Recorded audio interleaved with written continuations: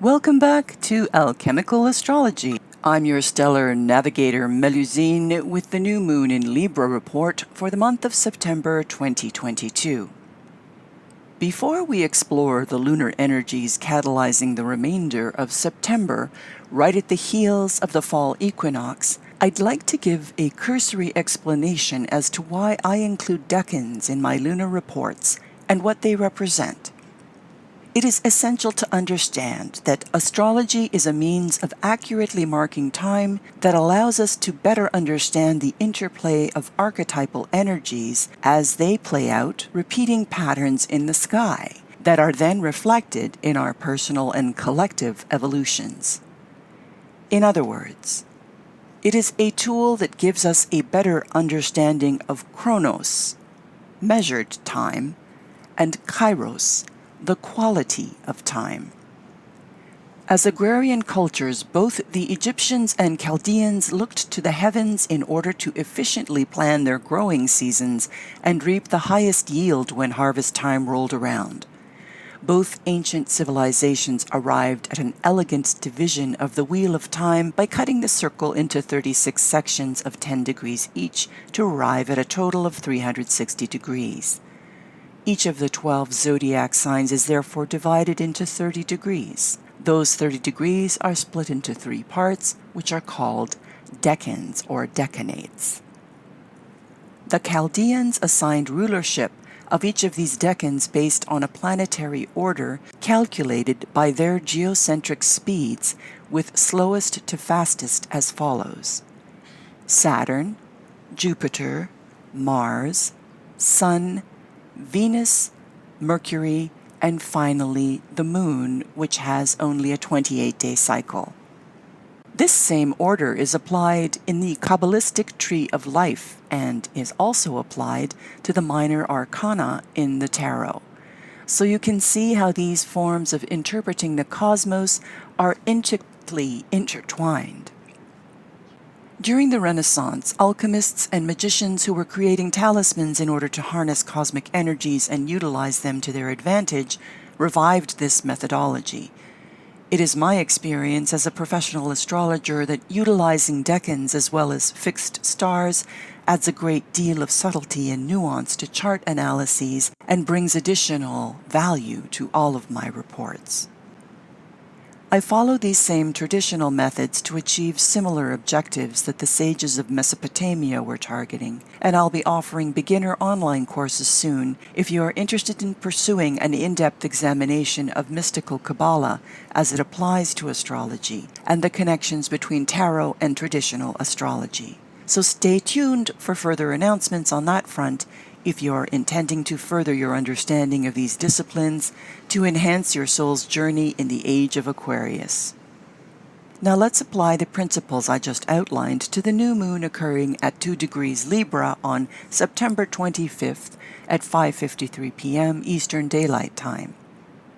One thing to keep in mind when it comes to larger lunar cycles is this one will reach completion in 6 months on April 6th, 2023, when the moon is full in Libra. I find it helps to keep a diary of events and intentions so you can readily refer to them and mark your progress or make necessary adjustments to make manifest your goals. Interestingly enough, Libra is the only zodiac sign that is inanimate and is represented by the scales of justice. It is not by chance it marks the beginning of autumn and makes its entrance by way of the equinox when there are an equal number of daylight hours and darkness.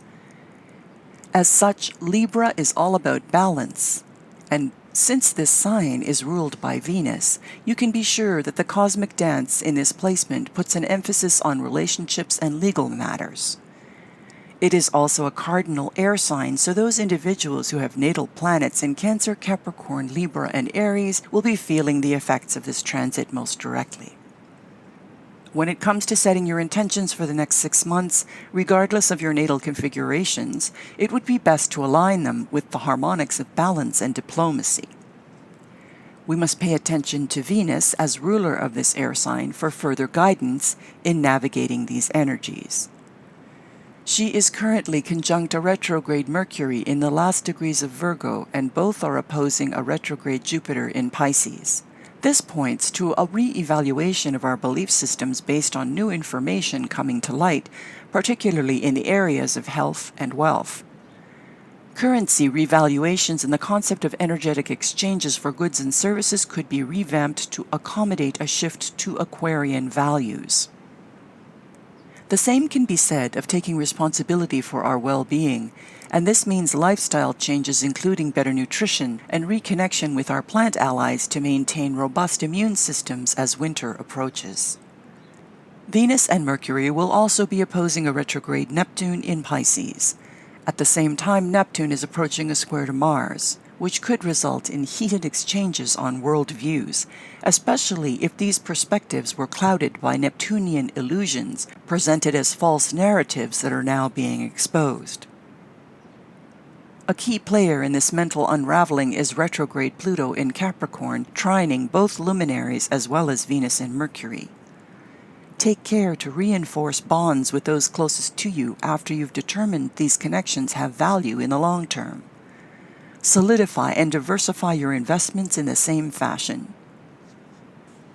Power shifts and wealth management take center stage in the celestial realm, and your priorities should reflect the same dedication of your time and resources.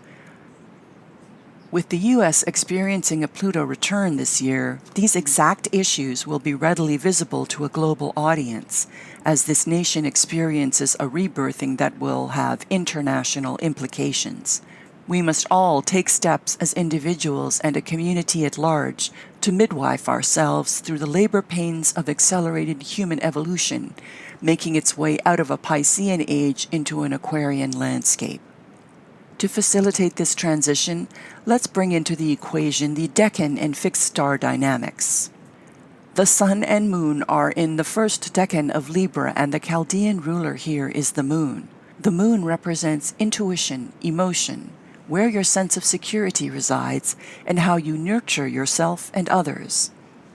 This places additional importance on these factors during this lunation, and if you have toxic energy or woundings here, it is time to bring some healing into this space so you can replace old unhealthy patterns with vibrant, life-enforcing alternatives. The Moon will be in proximity to the fixed star Zanaya in the left arm of the Virgo constellation. The left is the receiving side and is feminine in its tonality. I'd like to think that this implies finding a place of stability that incorporates the feminine values of compassion and tolerance, which makes us capable of collectively magnetizing prosperity. As always, I have recommendations from the crystal and plant kingdoms to take these abstractions and make them more tangible in the here and now. If you can get your hands on some Mookaite, which is a jasper native to Western Australia, this will assist in nurturing and sustaining you through times of stress, thereby boosting your capacity to block unwanted external influences and arrive at decisions that are supportive of your growth. With respect to the plant allies, the one that sprang to mind for this lunation and the emphasis on balance is Lemon Balm. Dried leaf infusions stabilize a nervous digestive system and enhance cognitive functionality. This aromatic perennial is easily grown, and the dried leaves can be stored for months to be steeped in water and consumed as a tea, which also aids in reversing glycation-associated damage to blood vessels, promoting vitality. It is also proven to assist with insomnia and hyperthyroidism. In addition, it has antiviral properties and has been shown to be effective against herpes simplex type 1, which causes cold sores. This is a powerful resource to have on hand during the dark months when we are deprived of vitamin D in the northern climes.